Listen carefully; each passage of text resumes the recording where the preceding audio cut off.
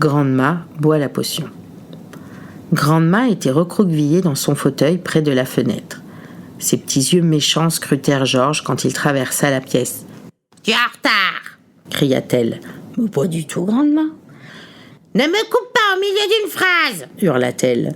« Mais tu avais fini ta phrase, Grand'ma. »« Tu recommences !» aboya-t-elle. « Oh, quel exaspérant petit garnement!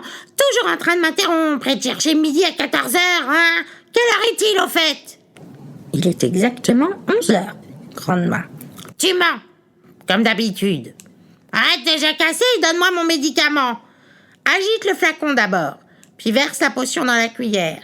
Une pleine cuillerée, fais bien attention. »« Vas-tu l'avaler d'un seul coup ?» lui demanda Georges. « Ou à petits coups ?»« Ça ne te regarde pas !» répondit la vieille femme. « Remplis la cuillère !» Il déboucha le flacon et versa lentement l'épais liquide dans la cuillère. Il ne pouvait pas s'empêcher de penser aux incroyables et merveilleux ingrédients de la potion magique. La mousse à raser, la crème dépilatoire, la lotion antipelliculaire, le détergent pour machine à laver automatique, la poudre insecticide pour le chien, le cirage, le poivre noir, la sauce au réfort et le reste, sans oublier les pilules, les liquides et les poudres pour les animaux. Ni la peinture marron. « Ouvre grand la bouche, Grand'ma, » dit-il, « et j'y verserai la potion. » La vieille sorcière ouvrit sa petite bouche ridée en découvrant ses dents jaunâtres et dégoûtantes. « Allons-y !» cria Georges. « Avale vite !»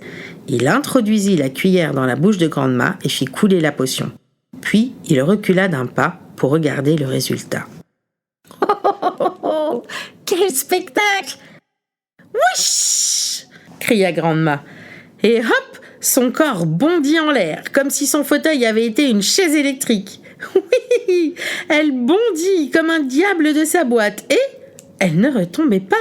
Elle restait là, suspendue entre ciel et terre, à environ un demi-mètre au-dessus du fauteuil, toujours assise, raide, glacée, tremblante, les yeux exorbités et les cheveux dressés sur la tête.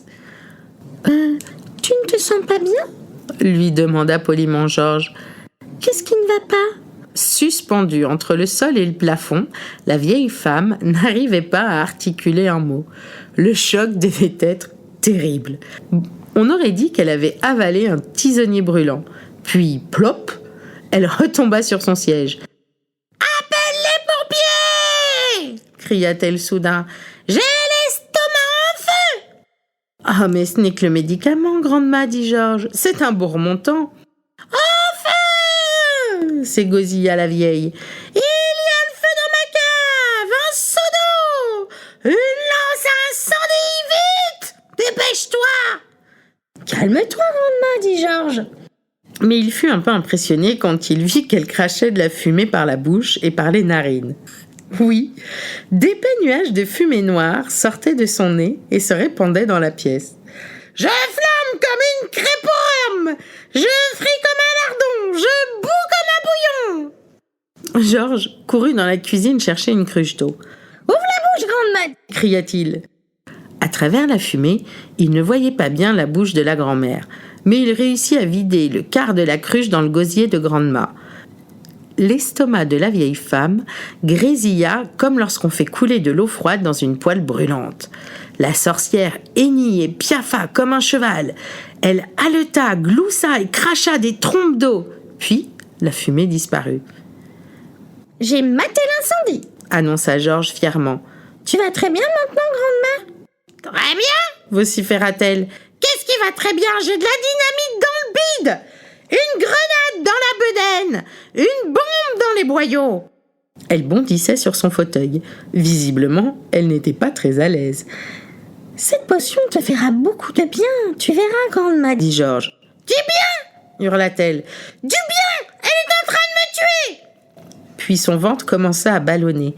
Elle gonflait de partout, comme un ballon. Allait-elle exploser ? Son visage violacé devenait verdâtre. Mais attendez, elle eut une crevaison. Georges entendit le sifflement d'une fuite. Lentement, elle se dégonflait, elle rapetissait, reprenant peu à peu son vieil aspect ratatiné. Tout va bien, Grand'ma ?» demanda Georges. Elle ne répondit pas. Advint alors une chose amusante. Grand'ma se tortilla, puis se dégagea d'un coup sec de son fauteuil et atterrit les 2 pieds sur le tapis. « Extraordinaire, Grand'ma !» s'exclama Georges. « Ça fait des années que tu n'as pas été debout. Regarde, tu tiens sur tes jambes, sans canne !» Grand'ma ne l'entendait même pas. Elle était à nouveau figée, les yeux exorbités. Loin, très loin dans un autre monde. « Oh, fantastique potion !» se dit Georges, fasciné par le spectacle. Qu'arrivera-t-il maintenant à cette vieille sorcière ? Il obtint vite une réponse. Soudain, elle se mit à grandir. Très lentement au début, quelques millimètres, quelques centimètres, puis de plus en plus vite, quelques décimètres, à la vitesse de 3 centimètres à la seconde. Au début, Georges n'y prêta pas attention. Mais quand elle eut dépassé 1,70 m, quand elle eut atteint 1,80 m, Georges sursauta en s'écriant « Hé, Grand'ma, tu grandis, attention, Grand'ma, attention, plafond !» Mais Grand'ma ne s'arrêtait pas. C'était vraiment un spectacle fantastique de voir cette ancêtre décharnée devenir de plus en plus grande, de plus en plus longue et fine, comme un élastique étiré par des mains invisibles.